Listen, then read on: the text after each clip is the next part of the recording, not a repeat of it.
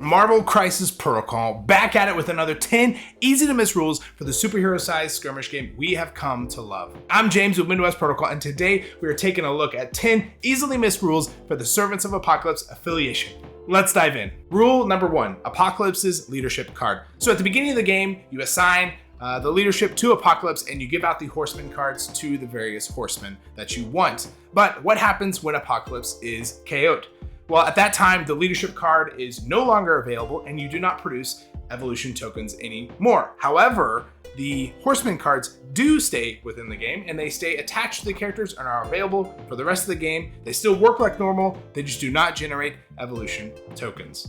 Rule number 2, Horseman selection. So Horseman selection does not officially occur until after the leadership is chosen. This is step 6 of the building and deploying squads portion of the game, where players both choose their leadership simultaneously. And once the characters have all been finally deployed, both players announce who is going to be their leader. And typically in most games, it's very obvious who the leader is. But specifically for Apocalypse, at that time, once he has been chosen as the leader, then you choose who you want your horseman to be, which allows you to make some quick changes on the fly if needed, or you just play what you've been planning all along. Rule number 3, Apocalypse's superpower, only the strong remain. So this superpower allows Apocalypse to remove 1 wound after an attack against that character is resolved, and Apocalypse is suffered at least 1 wound, right? So that's the requirement for it. He has to suffer 1 wound, and it has to specifically be an attack, so not a throw, not bleed, anything like that. It is specifically an attack coming into him. This happens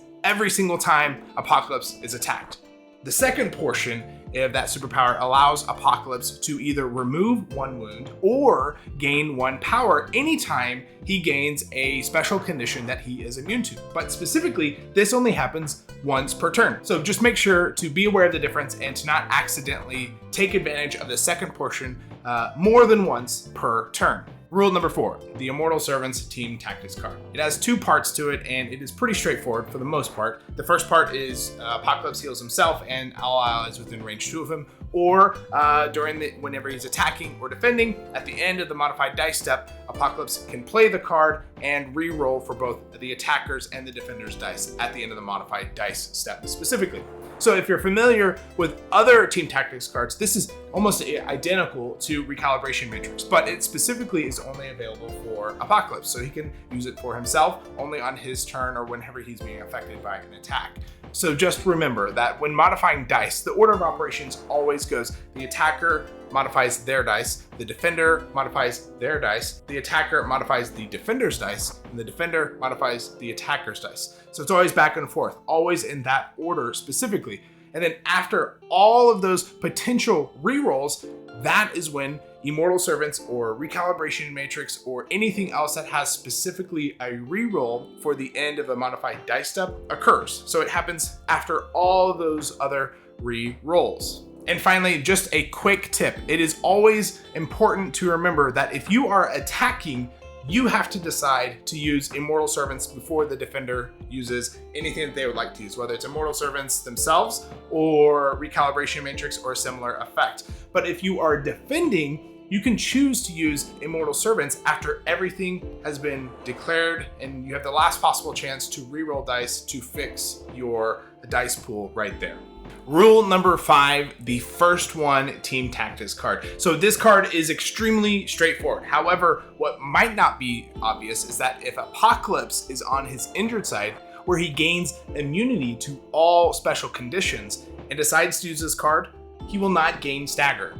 That is because Apocalypse is now immune to stagger, along with obviously any other condition. That would also trigger Apocalypse's superpower, only the strong remain. It's a fun little combo that isn't inherently obvious, but is still great to know nonetheless. Rule number 6, Survival Team Tactics card. So even though this card is not strictly for Apocalypse or the Servants of the Apocalypse Affiliation, it does, however, come in the Apocalypse box. So I figured this would be a good time to talk about it.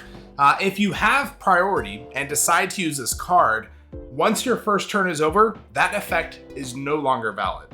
This means that if you have priority every single round of the game, survival effectively has very little benefit for you.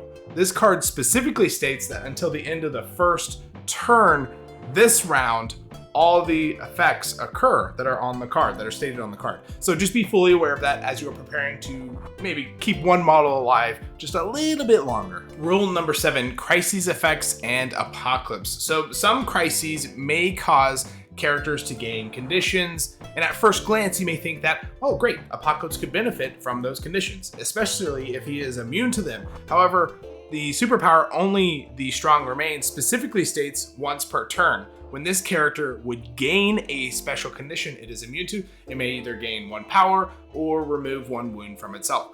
The term turn is only during the activation phase. So when you are going back and forth with the opponent, activating characters and doing all the various actions. So if during the power phase or the cleanup phase, Apocalypse would gain a condition he is immune to, he can't gain a benefit from that, unfortunately. Rule number 8, the Master of the Horseman card. This card allows you to use evolution tokens to reroll attack, defense, and dodge dice, up to a max of 3 dice once per turn. But also be aware that it allows the characters assigned Horseman cards, they may use evolution tokens as if they are power to specifically pay for the Horseman superpowers. So these are the superpowers on the actual Horseman cards. You may not use the evolution tokens to pay for normal superpowers on the character card itself.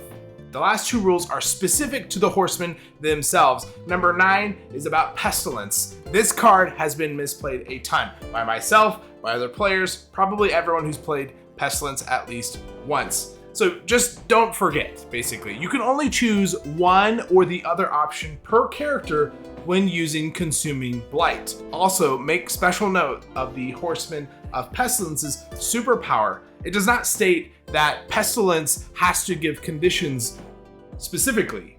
All it states is that the Master of Horsemen gains 1 evolution token for each enemy character that gained 1 or more special conditions during this character's activation.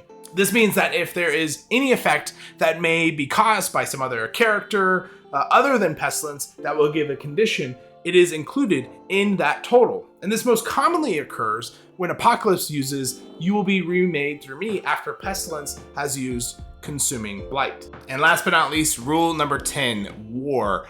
All Horseman cards are once per turn, except this one. So if you are just realizing this, I completely understand. However, Fury may be used as many times as you want per turn. There is no once per turn restriction. But if Apocalypse decides to use Fury, he may only use it once. And that is specifically because of the text on the Master of Horsemen card that states once per turn during his activation, Apocalypse may use 1 of the active superpowers on any Horseman card. So just remember, War can always use Fury every single time, but Apocalypse can only do it once. And that's it. Another 10 easy to miss rules for Marvel Crisis Protocol, where we focused on the Servants of the Apocalypse Affiliation.